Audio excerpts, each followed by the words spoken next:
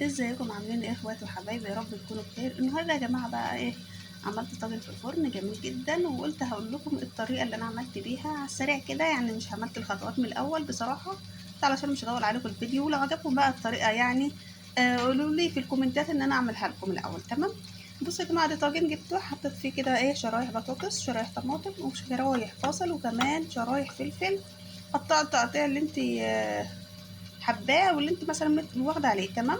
وكمان جبت كام فص من الثوم قطعتهم صغير جدا، او ممكن تهرسيهم عادي جدا. حطيت بقى زيت، وحطيت كمون وفلفل اسمر والملح. دي البهارات المفضله بتاعتي اللي انا بحب احطها على جميع الاكلات. حابه تضيفي بهارات من عندك ضيفي البهارات اللي انت بتحبيها ممكن تحطيها. تمام.